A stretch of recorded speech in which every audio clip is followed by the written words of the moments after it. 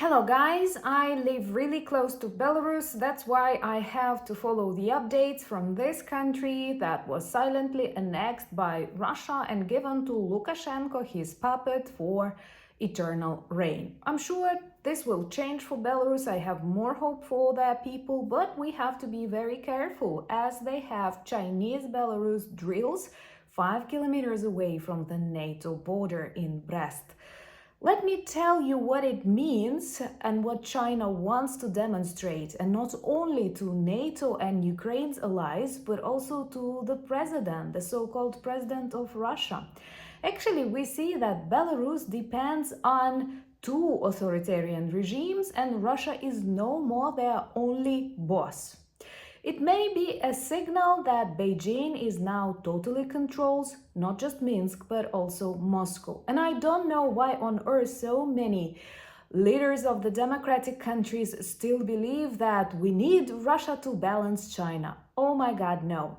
So let me tell you more about this Belarus-Chinese drills in Brest, 5 kilometers away from Polish border and 250 kilometers from my hometown. My name is Anna and I vlog daily from Ukraine since the start of the brutal Russian invasion. So if you're new to the channel, you support Ukraine, please subscribe and help us fight against Russian propaganda and fake news. And my longtime friends, check your subscription status and hit notification button. A couple of days ago, a military drill has started and Chinese soldiers arrived to Belarus. This is a very important signal to NATO countries, to Ukraine, when China does not hide anymore. They do support Russia in this war. Why do I say Russia when Chinese soldiers are in Belarus? Because unfortunately, this country was silently annexed by Putin many years ago. And we understand that Lukashenko is not a president, he is the so-called president, he has stolen the decision, the results of 2020 election. There were protests on the streets of Belarus, something we never see in Russian cities. But unfortunately, we all were too weak to support these people. And now Tikhanovskaya is in exile, and we all know this is a failure. I often think how different the course of this war would develop if Belarus, close to Ukrainian border, was a democratic country. And many of the attacks, including those on Kyiv region, Bucha, Irpin, would have been impossible. That's why it's so important to prevent dictators from getting the victory or faking the victory on the elections. So anyway, now Chinese soldiers have arrived to Belarus, to the Belarus city Brest. Brest is the city I have been to once. It's not that big, similar to my hometown. And it is, attention please, just 5 kilometers away from the border with Poland. And 250 kilometers away from my hometown. This is definitely not just a drill. This is not something ordinary. And this is the moment when actually we see very close a line between authoritarian regimes. They openly demonstrate the support to each other, they arm each other, and unfortunately they are capable of doing that without any bureaucracy. Moreover, Belarus has joined a military alliance that is a Shanghai Cooperation Bloc, where China is the leader. And no, they did not have years and lots of demands to enter this bloc, something that awaits Ukraine in its eternal promise to once join NATO, but we don't know when, where, and so on.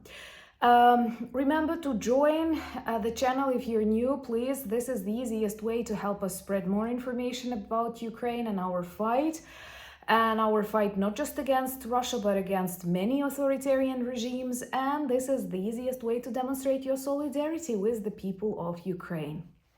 So, Belarus joined this bloc, no specific demands, and now they are going through this Trainings, they will last for 11 days, and of course this is a very vivid signal to the Western leaders, to the NATO countries, that China openly supports Russia and Belarus in this war against democracies, not just Ukraine. Because by attacking Ukraine, Russia has demonstrated its total disrespect to international agreements, work of international organizations like United Nations, for example. And of course, they undermine many principles on which this peaceful existence was possible on the globe. But all vloggers and bloggers and political experts inside Ukraine pay much attention to this event, and I have grasped one idea that I personally like. It is also the demonstration of China's control over Belarus and over Russia. It is very likely that China is not that brutally crazy as Russia. You know, they do want to get the world, but they plan for centuries ahead, and they are not that interested in military conflicts. They prefer to merge, they prefer to provide various economic deals, but later get the territories. Now, actually, lots of countries in Africa suffer from that. And by the way, Hungary is quite dependent on Chinese grants that always have some additional tasks that people have to perform. So Chinese plan is the silent, slow annexation of a bigger part of Eurasia. But perhaps they also dislike on a certain level what Russia does in its crazy desire to destroy Ukraine and to destroy other former republics of the Soviet Union. And that's why China actually entered Belarus to prevent Putin from totally making Belarus a separate region of Russia, but to pretend it is still an independent state, and maybe sometime later the voice of Belarus, the vote of Belarus, the support of Lukashenko will be needed for China when they will trade Putin to The Hague or something else. And this is actually an illustration that China is already the boss. Please let me know in the comments, why do you think so many leaders around the globe believe that we need to preserve Russia as a balanced power for China, when Russia is actually already totally dependent on China and can be actually described as a crazy servant of China that is ready to do whatever China does not want to do because it will cause problems, sanctions, and so on. Actually, Russian war in Ukraine has already caused enough troubles to China, including this new sanctions from the US, which included banks, and lots of middle-sized banks in China that helped Russia to avoid sanctions are now having serious problems and actually deny some trade operations with Russia. Because for China, economy is most important. They do cooperate with Russia, but the market that they have with the European Union and with the United States is incomparable, because Russia is a large country, but Russia is a poor country. And China was slowly annexing it, actually, the far east of Russia. There are lots of Chinese factories, Chinese people arriving, and actually they have rewritten the names of Russian cities in Chinese books, and no, Putin does not oppose. Because he is a bully, but he is a smaller bully than China, and then he totally accepts whatever Xi tells him. Also, an important fact to understand this totally absurd tour of Orban, in which he perhaps wanted to demonstrate that he is a respectable politician, that he is working, but in general it turned out to be super pathetic, especially with Putin's attack on Children's Cancer Hospital a day after Orban's peaceful visit to Moscow and then to Beijing.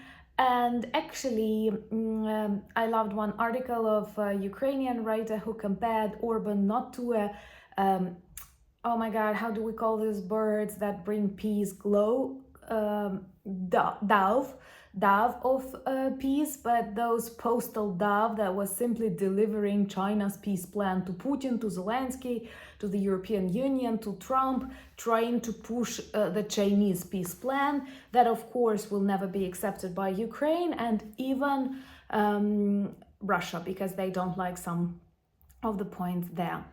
So these drills demonstrate that authoritarian regimes align, that China is leading, that they are shaping their blocs much faster and more effective than, unfortunately, the democratic world, that they provide Russia with whatever it needs, because, you know, I have lots of troll comments, especially now, perhaps something good is coming to Ukraine.